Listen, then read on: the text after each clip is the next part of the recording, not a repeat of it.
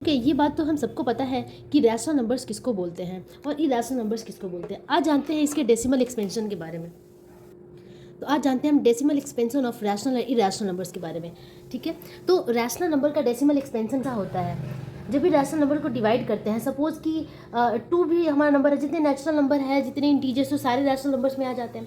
साथ ही साथ अगर मैं कहूँ कि 1/2 को अगर मैंने लिया तो ये इसका वैल्यू कितना हो गया डेसिमल में 0.5। तो आप देख सकते हैं कि ये क्या है, टर्मिनेटिंग है। कैसा है इसका नेचर? टर्मिनेटिंग।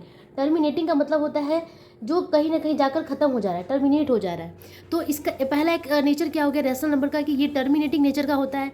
और साथ ही में ऐसे रैशनल नंबर्स जो टर्मिनेटिंग नहीं होते हैं लेकिन रिपीटिंग होते हैं, terminating plus repeating, non terminating plus repeating, sorry.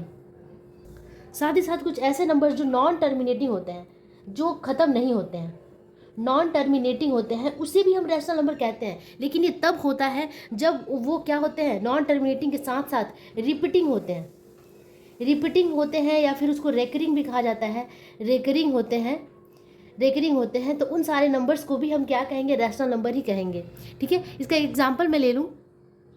जैसे अगर हमने 20/3 लिया तो ये आपको पता ही है कि इसको P/Q के फॉर्म में हम लिख सकते हैं, P और Q not equal P and Q में where Q not equal to 0 है। ठीक है, तो आप देख सकते हैं कि जो इसका डेसिमल एक्सपेंशन होगा ना, आप डिवाइड करके देखना, 3 6 18 होता है, फिर 0 आएगा 2 के साथ, फिर 3 6 18, फिर 6 6, ऐसे करके रिपीट होता आएगा। तो जो रिपीटिंग होता है और नॉन टर्मिनेटिंग होता है, नॉन टर्मिनेटिंग है लेकिन रिपीट कर रहा है, तब भी इसे हम क्या कहेंगे, रैशनल नंबर ही कहेंगे। तो यहाँ पे कंफ्यूज नहीं होना है। रैशनल नंबर में बहुत सारे बच्चे ये समझ जाते हैं कि जो रिपीट होता है, जो रिपीट होता है लेकिन टर्मिनेट होता है, वही रैशनल नंबर होता है। नहीं, वो नॉन टर्मिनेटिंग होता है। जो टर्मिनेट नहीं होता है और रिपीट भी होता है, वो सारे क्या होते हैं, रैशनल नंबर्स होते हैं। अब आते हैं हम इरैशनल नंबर्स के बारे में। इरैशनल नंबर्स का जो डेसिमल एक्सपेंशन है वो कैसा होता है?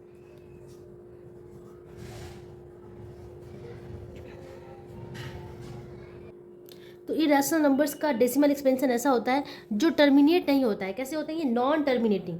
नॉन टर्मिनेटिंग होते हैं, कभी भी टर्मिनेट नहीं करेंगे, लेकिन ये रिपीट भी नहीं करेंगे। नॉन रिपीटिंग भी होते हैं, नॉन रिपीटिंग भी होते हैं, या नॉन रेकरिंग, इसको नॉन रेकरिंग भी कहा जाता है। ठीक है, तो ये सारे जो डेसिमल एक्सपेंशन है उसको क्या कहते हैं, इरैशनल नंबर्स कहते हैं। ठीक है, और इसका एग्जांपल अगर हम ले लें तो इसे डेसिमल एक्सपेंशन जो दिखता है, इसका स्वरूप कैसा होता है, वो इस तरीके से होगा। अगर 1.1001 लिख लिया तो यहाँ पे 3 बार 0 रिपीट हुआ है। ठीक है, फिर 1 आया, फिर 4 टाइम्स 0 रिपीट होगा, फिर 1 आएगा। इस तरीके से भी इसका डेसिमल एक्सपेंशन लिखा जाता है। अगर कोई एग्जाम्पल पूछा जाए तो आप इस तरीके से लिखिए। इसमें आपको पता चल रहा है कि 1 और 0 का जो रिपीटेशन वाला फॉर्म है वो ब्लॉक नहीं बना रहा है एक तरीके का, वो अलग अलग फॉर्म से रिपीट हो रहा है। अगर 1 आया तो 2 0 के बाद फिर आया, फिर 3 0 के बाद 1 आया, तो इसको रिपीटिंग नहीं कहेंगे। यहाँ पे भी बच्चे मिस्टेक करते हैं, उनको ये लगता है कि ये रिपीटिंग हो रहा है, लेकिन ये रिपीट नहीं हो रहा है एक्चुअल में।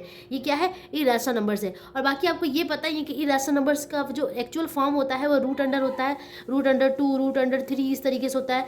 और ये प्राइम नंबर्स होते हैं जिसका एक्सपेंशन नहीं किया जा सकता है। ठीक है, √6 भी इरैशनल नंबर के फॉर्म ही, √6 भी इरैशनल नंबर है। साथ ही साथ इरैशनल नंबर का जो इस तरीके का फॉर्म है, अगर वो प्लस और माइनस में है, जैसे अगर मैं बोलूँ कि √2 + 1, तो ये भी इरैशनल नंबर ही कहा जाएगा। अगर मैं बोलूँ इसके साथ कोई भी कह सकते हैं मैथमेटिकल ऑपरेशन कर दिया जाए, जैसे प्लस हो, माइनस हो, या फिर डिवाइड हो, मल्टीप्लाई हो, वो इरैशनल ही कहलाएगा। जैसे कि अगर मैं 3√2 कर दूँ तो क्या है, 3 के साथ √2 का मल्टीप्लीकेशन है और ये स्टिल एक इरैशनल नंबर है। साथ ही साथ अगर मैं डिवाइड कर दूँ, √3/2 लिख दूँ, √3/2 लिख दूँ, तो ये भी क्या है, एक इरैशनल नंबर है।